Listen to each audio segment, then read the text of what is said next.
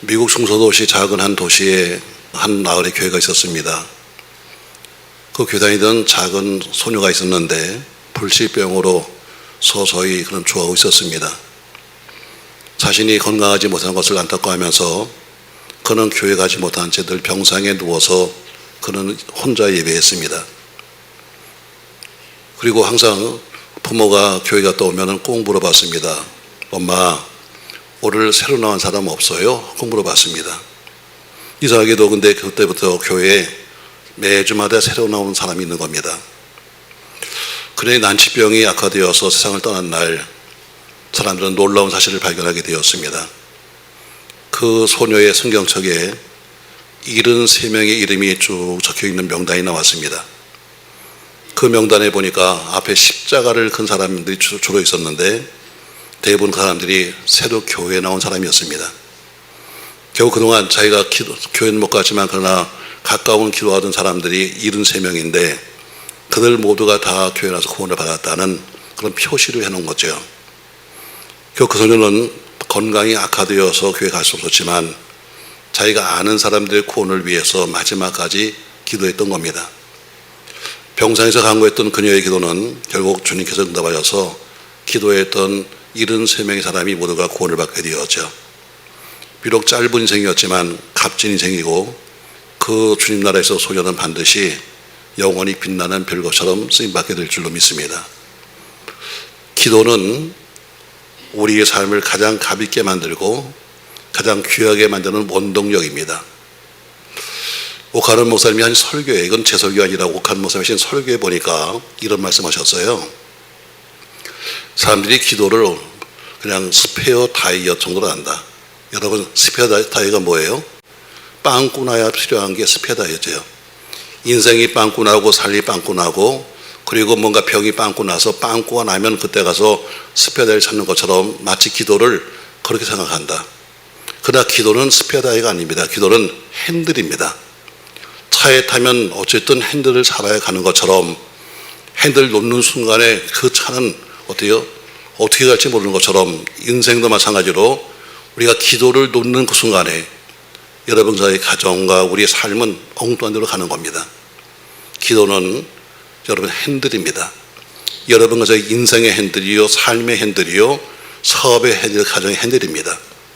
여러분 그 말씀 드려서 저는 아멘 했습니다. 여러분, 다시 한번, 기도는 핸들이지 기도는 스페어 다이어트가 아닙니다. 급할 때 와서 갑자기 한 번씩 여러분 교체하는 것이 아니라 늘 붙잡아야 사는 것이 기도입니다. 기도는 하나님이 여러분과 저희 주신 특권이고 최고의 무기가 기도입니다. 마태복음 7장 7절에 보니까 오늘 2부 예배 때 목사님 설교하셨는데 잘 아시는 말씀이 기록되어 있습니다. 한번 같이 읽어요. 구하라 그러면 너에게 주실 것이요, 찾으라 그러면 찾아낼 것이요, 문을 두드리라 그러면 너에게 열릴 것이니 구하는 이마다 받을 것이요, 찾는 이는 찾아낼 것이요, 두드리는 이에게는 열릴 것이니라. 아멘. 시편 30편 6절 말씀에는 시편 기자는 이렇게 말하고 있습니다. 이로 말미암아 모든 경건한 자는 주를 만날 기회를 얻어서 주께 기도할지라.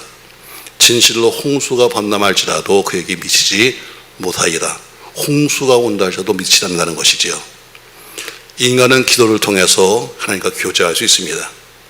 매일매일 우리의 상황과 우리의 사건을 하나님께 보고할 수 있습니다. 때로는 필요한 것을 하나님께 공급받을 수 있습니다. 때로는 성령의 능력을 받을 수도 있는 것이요. 성도는 여러 가지 기도가 있습니다. 여러분, 정기적으로 하는 기도도 있고 규칙적으로 하는 기도도 있고 무시로 기도합니다. 때로는 특별 기도도 하고 때로는 금식 기도도 하고 때로는 작정 기도도 합니다. 사실 우리가 인생이 다급하지 않으면 기도를 잘 안 하게 되죠. 그러니까 평탄하고 아무런 문제가 없다고 해서 기도를 결제하는 것은 핸들을 놓아버리는 겁니다. 사무엘상 12장 23절에 보니까 사무엘은 이렇게 말하고 있어요. 나는 너희를 위하여 기도하기를 쉬는 죄를 여호와께 결단코 범치 않겠다 해서 기도 중단한 것을 죄라고 그는 말하고 있습니다. 인류 역사에 모두가 발자취를 남긴 사람들은 모두가 기도의 사람이었고 모두가 기도하는 사람이었습니다. 구약에 나오는 다윗 대표적인 인물이죠. 전쟁하러 나갈 때도 기도했고 전쟁에 돌아와서도 기도했고 때로는 전쟁에 져도 기도했습니다. 자기를 위해 기도했을 뿐 아니라 남들을 위해서도 기도했습니다. 그러므로 사무엘하 8장 6절에 보니까 이렇게 말하고 있어요. 다윗이 어디로 가든지 여호와께서 이기게 하셨다 이렇게 말합니다. 기도하는 사람은 어느 시대나 어느 환경에나 승리의 삶을 살아갈 수 있습니다. 전 여러분이 기도함으로 저는 이렇게 말했어요. 저는 여러분 의사나 약사는 여러분에게 처방을 할 뿐이지 약은 여러분이 먹어야 합니다. 아니에요 여러분? 약도 먹어줘? 의사가 여러분 처방만 하지 의사가 약도 대신 먹어가면서 내가 다 낫습니다 여러분 이렇게 말할 수 있어요? 전 여러분 의사고 약사면 여러분에게 처방을 할 겁니다. 이렇게 기도하세요. 이렇게 해야 삽니다. 이게 성경입니다 가르치지만 살아가는 건 여러분이지 제가 아닙니다 여러분. 전 여러분에게 가르치는 사람이고 여러분에게 약을 어떻게 쓰라고 하는 사람이지 대신 제가 여러분 해줄 수가 있는 것은 없어요. 약간의 도움을 줄 수 있지만 그러나 여러분이 하셔야 합니다. 오늘 그러면 우리가 어떻게 기도해요? 많은 사람이 얘기해요. 목사님 응답이 없어요. 응답이 없어요. 응답이 없어요. 그럼 오늘 어떻게 해야 응답받을 것인가? 지금 작전기도에서 지금 14일 동안 기도하신 여러분 밤마다 기도하시는데 어떻게 해야 기도할 것인가? 오늘 성경은 여러분과 저에게 세 가지를 말씀합니다. 자, 이렇게 기도하면 확실하게 응답이 옵니다. 자, 오늘 4장 24절 말씀 보세요. 말씀 같이 읽습니다. 그들이 듣고 한 마음으로 하나님께 소리를 높여 이르되 그들이 듣고 한 마음으로 한 것처럼 한 마음으로 기도할 때 응답이 옵니다. 한 마음. 마음속에 여러 가지 갈라진 마음이 아니라 오직 한 마음, 집중입니다. 결국 기도의 집중력과 일치성을 보여주는 거죠. 마태복음 18장 19절 말씀에서 주님이 이렇게 말씀하셨어요. 진실로 다시 너에게 이르노니 너희 중에 두 사람이 땅에서 합심하여 무엇이든지 구하면 하늘에 계신 내 아버지께서 그들을 위하여 이루게 하시리라. 두 사람이 내 이름으로 모인 곳에는 나도 그들 중에 있다 말씀하신 것처럼 두세 사람이 한 것처럼 때론 문제가 있으면 가정에 문제가 있으면 가족이 합심해서 때론 교구에 문제가 있으면 교구가 합심해서 한 마음이 될 때 기적이 있는 겁니다. 맞습니다 여러분. 마음이 하나가 되고 뜻이 하나가 되고 기도가 하나 되는 곳에는 하나님이 임재하셔서 놀라운 기적을 만드시는 거예요. 여러분 안경도 돋보기 안경 있잖아요. 폴록렌즈 보십시오 여러분. 햇빛을 받아서 한 곳에 초점을 모으면 엄청난 열을 내서 불을 내는 것처럼 기도도 마찬가지로 초점이 하나 되어야 합니다. 중구난방으로 그냥 하지 말고 뭔가 확실한 초점이 있어야만 그래야 폭발력이 생기는 겁니다. 그래서 기도는 위대한 겁니다. 저 여러분의 가정의 기도가 하나 되기 바라고 여러분의 하나님도 헷갈릴 것 같아요. 자 기도합니다. 자 애가 고3인데 아버지는 기도해요. 우리 아이가 서울대 가게 하옵소서. 엄마는 기도해요. 서울에 있는 대학을 가게 하십시오. 본인은 기도해요. 그냥 한국당 좋습니다. 그러면 이렇게 기도한다면 헷갈리는 거죠. 한 마음이 돼야지. 제가 교회를 개척한 지 한 40년 됐습니다. 40년 전에 저를 본 사람이 여기도 계실 거예요. 저는 사업에 실패하고 거지가 돼가지고 여기 목동 아파트에 빈손 들고 온 사람입니다. 어디 얻을 돈도 없고 해서 상가도 못 얻고 남의 집 아파트에서 교회를 개척했습니다.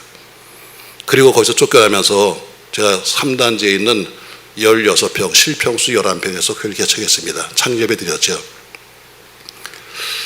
자, 창예배 드렸는데 그래봐야 교인이 몇 명이나 오겠습니까 여러분.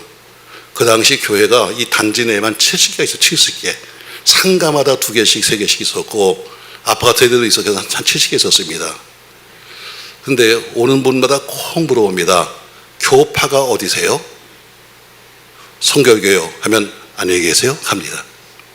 또 어떤 분은 묻습니다. 그럼 목사님이세요? 신학생인데요. 그러면 그러세요? 하고 가버립니다. 그러니까 저기는 올 사람이 아무도 없는 거예요. 70군데를 다 다니고 마지막 오는 데가 저희 교회고 그나마도 제일 작은 교회 거기서 교회를 개척했습니다. 11월 1일 날 개척했는데 12월 초에 성령이 제 마음속에 기도한 가운데 이렇게 말씀하셨습니다. 내가 3월 첫 주가 되면 100명을 주겠다 그랬습니다. 제가 아멘 했어요. 근데 눈을 떠보니까 이게 100명은커녕 세상에 지금 보니까 말도 안 되는 소리입니다. 자, 저는 걱정이 생겼어요. 자, 만약에 100명이 오면 어떡하지? 실평수 11평이 다 강대산까지 다 올라타고 앉아봐야 한 40명도 못 왔는데 그럼 100명이 오면 어떡하지? 걱정이 많습니다. 100명이 오면 어떡하지? 그래서 제가 과감하게 교회에서 이렇게 얘기했습니다. 아마 그때 여기 계신 분도 있을 거예요. 자, 성령이 이렇게 말씀하시기를 3월 첫 주가 되면 100명이 온다고 합니다. 근데 우린 교회가 너무 작아가지고 우리 40명도 못 들어오니 부득불, 그 당시 교인 다 해봐야 10명도 안 되는데 부득불 앞으로 2부 예배합니다. 교인 10명인데 뭐 한다고? 2부 예배한다고. 다 한숨을 쉬는 거예요. 올게 반주하는 사람이 제 딸입니다. 반주를 못하니까 그 당시에 피아노 반주도 없었고 그러니까 초등학교 다니는 딸이 반주했어요. 제일 먼저 나한테 손 들고 물었습니다. 그러면 전 2번 하는 겁니까? 근데 3월 첫 주에 102명 왔습니다. 아무리 생각해도 안 되는 거예요. 왜? 교인이 아무도 없습니다, 여러분. 자, 아무리 오는 사람마다 목사예요? 신학생이요. 가버리는데 어떡하나. 제가 고민을 하다가 생각했습니다. 나에게 교파를 안 묻는 사람은 누가 있을까? 장로교, 감리교, 침례교, 성결교 아무 사람 누가 있을까? 나에게 목사가 아닌 것을 목사라고 말하지 않는 사람은 누가 있을까? 그러니까 애들밖에 없더라고. 애들은 한 번도 나한테 안 물어봐요. 교파가 어디세요? 애들은 안 물어봐요. 애들은 나한테 목사님이세요? 묻지도 않습니다. 그래서 애들만 열심히 전도했어요. 그리고 성탄절이 됐습니다. 근데 다 해봐야 남자 우리 교인은 몇 명 안 되고 아이들만 한 30명 모였어요. 그래서 성탄절 날 아이들 집에 전부 다 새벽송을 했습니다. 제가 기타를 들고 또 신학생 하나가 또 옷을 이 산타 옷을 입고 또 저희 산모가 등을 들고 그리고 아이들 집을 다니면서 새벽송을 했습니다. 그때 많은 부모들이 문을 열었습니다. 그리고 이렇게 말했습니다. 저희가 아이들 교육 때문에 목동에 왔는데 우리 아이들을 사랑해주는 교회라면 앞으로 혹시 내가 교회 이사를 왔으니까 교회로 옮긴다면 그리 가겠습니다. 했던 사람들이 3월 첫 주에 온 거예요. 여러분, 기도는 기적을 만드는 거예요. 그때 저희가 붙였던 표가 뭐냐면 기도는 만사를 변화시킨다. 기도는 만사를 변화시키는 거다. 기도는 사람을 바꾸는 거다. 아멘. 여러분 결혼 생활 합니다. 집에서 어때요? 남편이 잔소리가 얼마나 많아. 당신 이거 하지 말아요. 하지 말아요. 하지 말아요. 해도 30년 해도 똑같아. 잔소리가 사람 바꾸는 게 아니에요, 여러분. 아이들에게 그렇게 잔소리했지만 아이가 바뀌어요? 아니에요. 기도가 사람을 바꾸는 거예요. 아멘. 기도가 바꾸지 여러분 잔소리가 바꾸는 게 아닙니다. 자, 교인은 한 100명 이상 모였는데 예배당은 작아서 어쩔 수가 없으세요. 자, 그러면 어떻게 하면 좋은가? 이제 작아서 교회당은 어떻게 하면 좋을까? 돈이 있어야 어디 이사를 갈 텐데 이사 갈 데도 없고 그 당시엔 중심축이 다 여기가 비어 있었기 때문에 갈 데도 없고 어떻게 하면 좋을까? 어느 날 아주 옷을 잘 입은 신사 한 분이 오셨습니다. 근데 저한테 묻습니다. 선사님, 교회가 부흥됩니까? 교인들은 좀 모였는데 누구세요? 했더니 저는 청호동 성결교회 장로입니다. 명함준에 보니까 목동 신시가지 총감독입니다. 보니까 육군 대령 출신인데 장군 진급이 안 되면서 여기 총감독으로 오신 거예요. 그분이 말씀합니다. 그래도 저도 성결교 사람이니까 늘 봤는데 이 많은 교회 중에 성결교는 딱 제일 작은 게 하나 있는데 어떡하나 봤는데 제가 궁금해서 봤습니다. 제가 얘기했습니다. 예, 교인들은 조금 모였는데 어쨌든 장소가 없네요. 했더니 그분이 저보고 하는 얘기가 그래요? 한번 여기 한번 보실래요? 저를 데려간 데가 되면 3단지 우리가 있던 지하 2층에 보니까 지하 방공호가 있었습니다. 항상 문이 꼭 잠겨 있었어요. 왜? 방공호니까. 그분이 감독이니까 문을 착 열더니 저에게 보여줍니다. 여긴 지하 방공호인데 법으로 쓸 수 없는 장소입니다. 근데 한번 기도를 한번 해보시죠. 미주에 본전이 이제 아멘 했습니다. 그리고 거기서 잠을 자면서 기도하기 시작했습니다. 근데 잠을 잔다고 될 문제는 아니잖아요. 도대체 주인이 누구야, 주인이? 주인이 누군지 알아야 가서 협상을 하지. 주인을 찾았습니다. 보니까 주인이 1530명. 목동 신시가지 3단지 공유지분, 다시 말해 주인 모든 사람이 다 공유지분입니다. 1530세에 다 동의를 받아도 법적으로 못 쓴 데가 반공호예요. 자, 이걸 어떻게 하면 좋을까 하다가 제가 찾아간 곳이 관리사무소입니다. 사무소에 가서 소장님 만났습니다. 소장님 별명이 부르덕구입니다. 미친 개예요. 얼마나 소리치고 다니는지 미친 개가 불렀어요. 근데 제가 전화해서 저도 3단지 주민입니다. 좀 상담 좀 할겠는데요. 그러니까 주민이면 오세요. 그래서 제가 갔죠. 그분이 말씀하십니다. 왜 오셨어요? 제가 이야기합니다. 저는 3단지 그 일반 상가 2층에 있는 능력교회. 그 조그만 교회요? 예. 거기 제가 전수합니다. 그런데요, 태도가 바뀝니다. 사실은 보니까 지하에 방공호가 있던데, 방공을 좀 쓰고 싶어서 그러는데, 임대가 될까요? 했더니, 한마디로 딱 자릅니다. 안 됩니다. 그건 법으로 안 되는 거예요. 이건 법적으로 안 되는 겁니다. 안 되니까 전 나왔지요. 근데 뒤에 대고 그분이 이렇게 말씀했습니다. 근데 전사님, 누가 보냈어? 제가 얼뜻결에 말했습니다. 위에서요. 그럼 설명을 다 어떻게 했어요? 그래서 제가 그냥 얼뜻결에 나온 것이 뭐냐면 위에서요. 그분도 육군 중령 출신이에요. 상위군인인데. 여러분, 군인은 상당히 위가 무서운 거야. 이게 누가 위인지 모르잖아. 그분이 한참 뒤에 전화 왔습니다. 전사님, 아주 고분하게. 저희가 우리 지금 봐도 안 되는 건데 윗분이 보냈다니까 방법을 찾아보겠습니다. 그러니까 윗분에게 말씀 좀 잘해 주십시오. 제가 계속 말하겠습니다. 결국 서너 번 전화 오더니 그분이 빌려주셨습니다. 조건이 붙었습니다. 그 대신에 3단지 주민 중에 누구 한 명이라도 만약에 구청이나 동에 고발을 하면 즉시 비운다는 각서를 쓰십시오. 그리고 24시간 개방하십시오. 자, 실평수 60평, 분양해서 100평을 갖다가 거저받은 겁니다. 근데 거저받는 건 위험해. 공짜는 위험한 거니까. 그래서 제가 그분한테 말했습니다. 이거 얼마를 드리면 될까요? 주인이 있어야 돈을 받지. 보니까 우리 교회 총 재산이 그 당시 40만 원이에요. 40만 원 거 찾아가서 드렸습니다. 이게 뭡니까? 뇌물 아닙니다. 사람이 계약을 세야지, 계약을. 그래서 100평짜리를 40만 원에 계약했습니다. 제가 월세 정했습니다. 보증금 40만에 월세 50만 원. 수도는 없으니까 수도비는 없고 전기는 쓴 대로 내겠습니다. 저희는 거기서 교회를 짓고 나왔습니다. 여러분, 만사를 변화시킵니다. 할렐루야. 안 된다고요? 말하지 말고 기도해 보세요.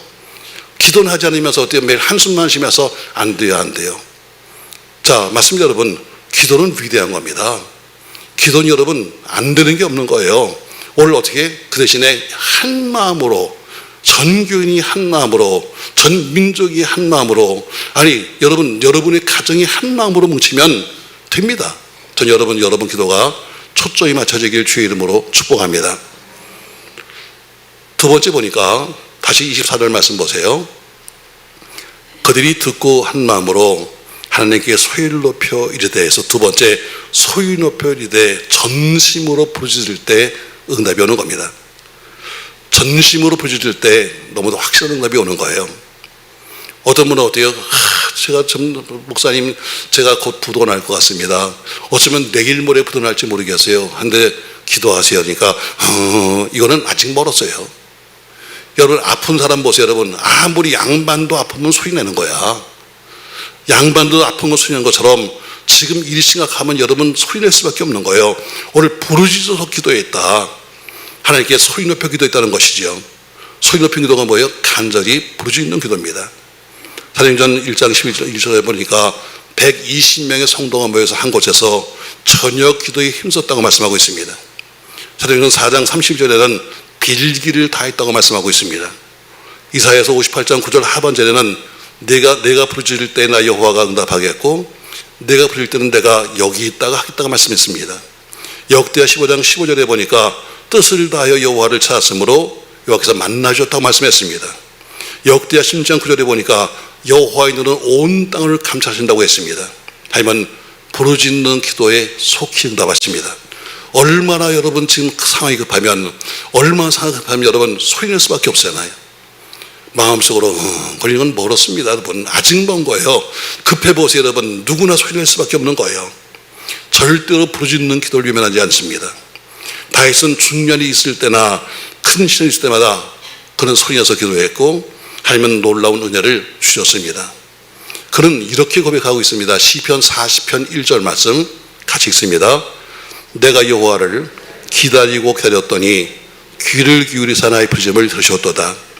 나를 기가 막힐 웅덩이와 수렁에서 끌어올리시고 내 발을 반석에 두사 내 걸음을 견고하게 하셨다. 얼마나 힘들었으면 기가 막힐 웅덩이라고 했을까?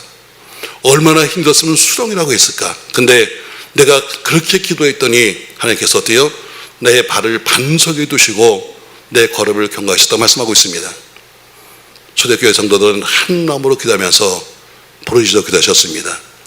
그러기에 언제나 분명한 응답을 받았던 것입니다. 전 여러분 체면 가리지 말고 기도할 때는 부르짖어 기도해서 꼭 해결받고 응답받길 주의 이름으로 축복합니다. 세 번째 보니까 어떻게 기도했는가? 오늘 사령 29절 말씀 보시죠. 같이 한번 읽겠습니다.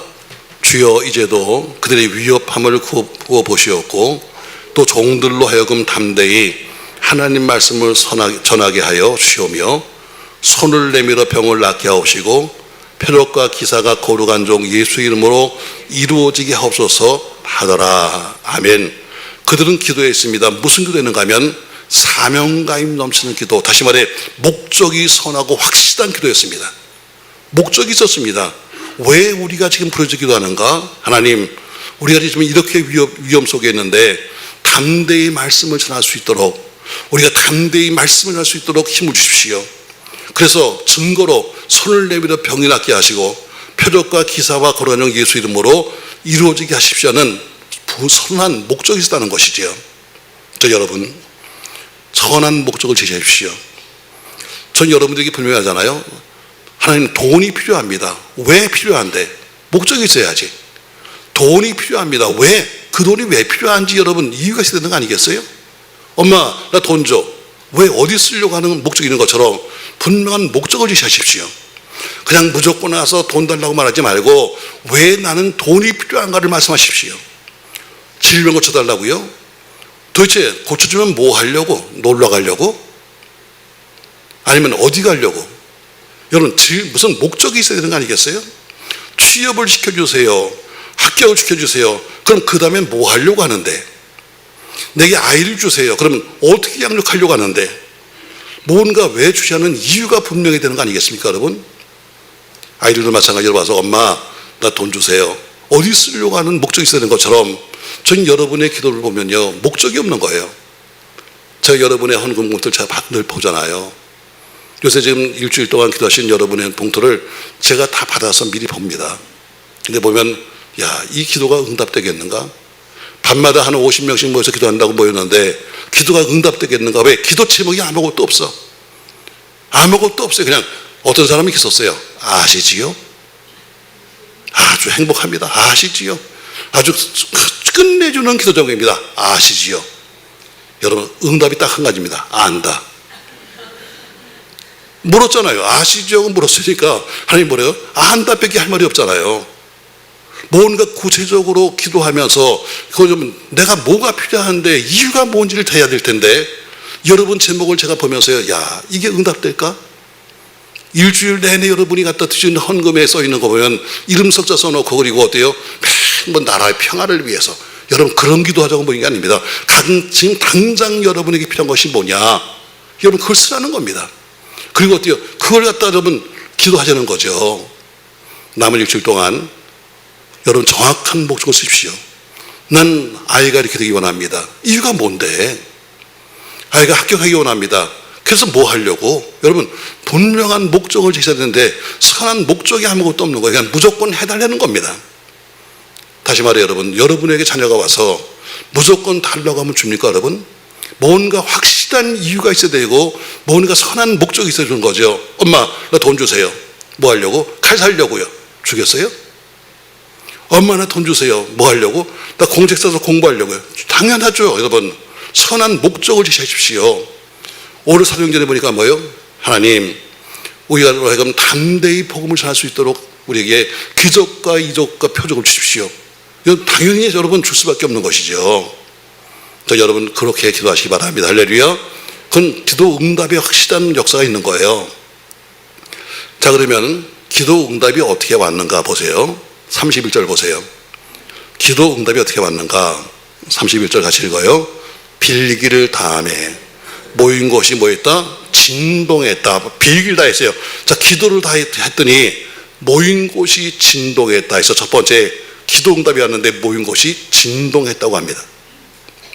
출애굽기 19장 18절에 보니까 하나님이 시내산에 강림하실 때 시내산이 크게 진동했다고 되어 있습니다. 사사기 5장에 보니까 드보라가 이스라엘 사사가 되고 또 바락이 이스라엘 두령이 되어서 침략자 가나안 왕 야빈과 그의 군대 장관 시스라와 더불어 전쟁하던 날에 하나님이 이스라엘을 도우시려고 에돔 들에 오셨는데 그때 사사기 5장 5절에 보니까 이렇게 말씀했습니다. 같이 읽어요. 산들이 여호와 앞에서 진동하니 저 신의 산도 이스라엘의 하나님 여호와 앞에서 진동하였도다. 땅과 산을 진동시킨 하나님, 우주의 주인으로서 땅의 권세를 지나신 하나님, 지상의 모든 문제를 하신 하나님이 어때요? 권능으로 오신 겁니다. 그래서 진동하신다고 했습니다. 산을 진동하신 하나님, 땅을 진동시키는 하나님이 홍해 앞에 오셨을 때 홍해가 갈라져서 이스라엘 백성이 구원을 받습니다. 그 하나님이 여리고 앞에 왔을 때 지금까지 무너지지 않았던 강력한 여리고성이 무너졌습니다. 땅과 산을 진동시키는 하나님이 오늘 여러분 문제 앞에 섰을 때 여러분의 문제는 해결됩니다. 태산 같은 문제가 있다 할지라도 순식간에 해결됩니다. 저 여러분 두려워하지 말고 땅이 진동하는 그런 사건을 보시기 바랍니다. 두 번째 보니까 31절 다시 보세요. 빌기를 다하매 모인 곳이 진동하더니 무리가 다 뭐했다? 성령이 충만했다는 뜻입니다. 기도하던 모두가 성령 충만을 받았습니다. 여러분 하나님의 일을 하려면 반드시 성령 충만을 받아야 합니다. 오순절 이전에 베드로는 예수님의 수제자였지만 그러나 무능력했습니다. 예수를 3번씩 부인했고 그는 말은 많았지만 그러나 가는 곳마다 실수가 많았습니다. 그런데 오순절에 성령 충만했던 베드로는 기도의 사람, 능력의 사람으로 바뀌었을 뿐 아니라 안전뱅이를 일으킨 사람이 됐습니다. 하루에 수천 명씩 회개시켰습니다. 하나님 기도하는 사람에게 성령 충만을 주시는 것입니다. 여러분 하나님의 일을 하려면 성령 받지 못하고는 하나님의 일을 할 수 없습니다. 경력 갖고 안 됩니다. 나이 갖고 안 됩니다. 실력 갖고 안 됩니다. 성령 충만을 받아야 합니다. 아멘. 여러분 열심과 능력은 다른 거예요. 저 사람은 참 열심히 일해요. 여러분 열심히 일하는 것과 능력은 다른 겁니다. 열심히 일해도 성과 안 나는 사람이 있습니다. 어떤 사람은 하루 종일 열심히 일하는데 근데 더 쉽게 말해요. 여러분 어떤 애 보세요. 하루 종일 공부한다고 하는데 시험 보면 맨날 똑같아. 그럼 어때요? 어떤 애는 어때요? 시험 공부 별로 안 했는데도 어때요? 요점 정리 잘해가지고 어떤 애는 잘해요. 바로 열심과 능력은 다른 거예요. 열심만 갖고 목회 못해요. 열심도 필요하지만 거기 하나님의 능력이 임해야지만 목회하는 거예요. 열심도 필요하지만 어떻게 하나님의 능력이 임해야 여러분 사업도 승리하는 거예요. 전 여러분의 열심에 성령 충만했길 주의로 축복합니다. 근데 그 성령은 구하는 자에게 주신다고 말씀했습니다. 누가복음 11장 11절에 보니까 이렇게 말씀하고 있죠. 같이 읽어요. 너희 중에 아버지 된 자로서 누가 아들이 생선을 달라는데 생선 대신에 뱀을 주며 알을 달라는데 전갈을 주겠느냐. 너희가 악할지라도 좋은 것을 자식에게 줄 줄 알거든 하물며 너희 하늘 아버지께서 구하는 자에게 성령을 주지 않겠느냐. 확실한 응답을 주시는 것은 뭐라고 그래요? 아버지, 하늘 아버지께서 이 세상의 아버지도 뭔가를 주고 싶어 하는데 하늘 아버지께서 왜 주지 않겠냐고 말씀하고 있습니다.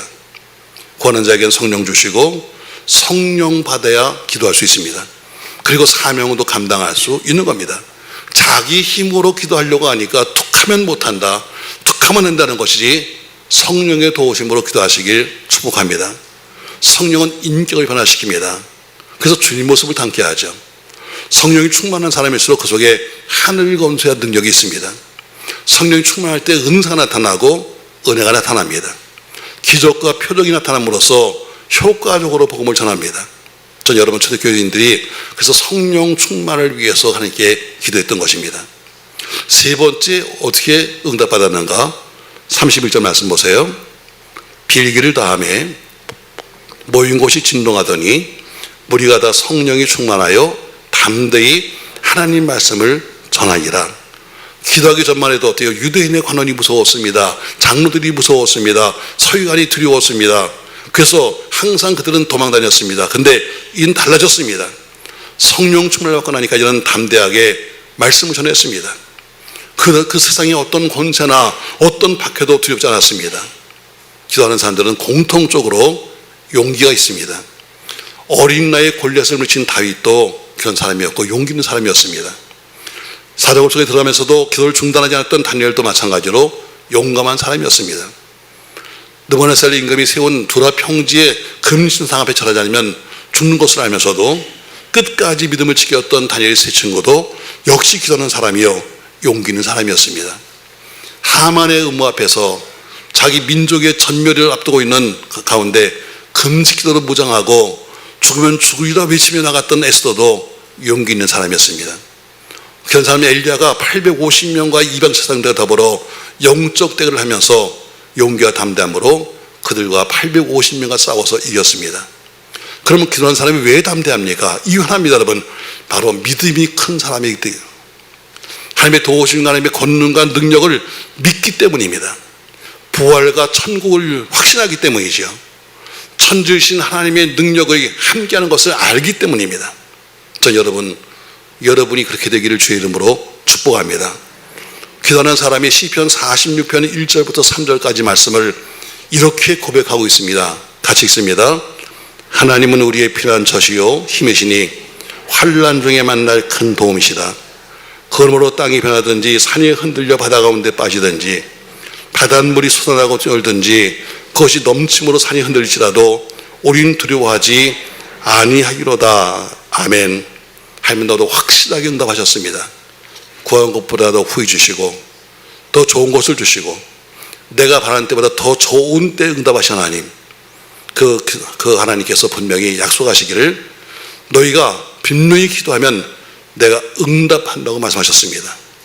저는 성도 여러분, 상반기를 마치고 하반기를 시작하는 7월의 초, 더위에 지치고 휴가에 나태해지고 영적으로 지치기 쉬운 계절, 깨어 자기를 쳐서 복종하면서 진행되고 있는 300시간 연속교대의 마지막 부분, 개인의 크고 작은 문제를 앞에 나약하게 쏘있던 우리들이 14일 작전기도를 통해서 확실한 기도의 응답과 현실 속에 그 역사가 나타나길 바라면서 우리 모두가 기도의 역사를 체험하시기를 예수님의 이름으로 축원합니다.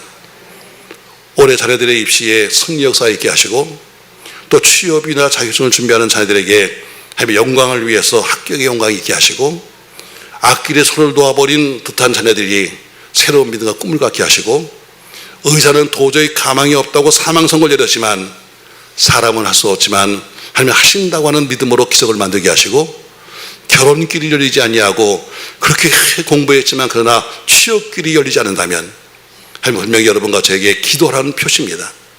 하나님 분명히 약속했습니다. 생육하고 번성하라는 것은 하나님의 뜻입니다. 그런데도 불구하고 잉태가 안 된다면 이는 더욱 기도해야 합니다. 제가 여주에 있는 대신교회라는 교회는 한 6번 정도 봉일 갔습니다. 아주 오래전부터 6번을 갔는데 여러분 6번 가면 모르는 사람이 없죠. 제일 처음에 봉일 갔을 때 아주 오래전이죠. 그러니까 가서 저는 사실 가서 밥 먹는 게 너무너무 힘듭니다. 왜냐하면 밥은 한 그릇 먹는데 말 시킨 사람이 하도 많아가지고 밥 먹는 게 제가 너무너무 두려워요. 근데 거기는 또 보니까 구역별로 먹어요. 밥을 돌아가면서 아침은 1구역, 점심은 2구역 이렇게 돌아가니까 한 10명씩 그냥 아줌마들이 따라오는 거예요. 자, 점심에 보니까 말이죠, 밥을 먹는데 어쨌든 밥을 잘 먹이더니 또 뭐라고 또 말을 해야지. 자기들끼리 뭐 찔리면서 네가 해 기다렸습니다. 빨리 하세요. 가야 되니까.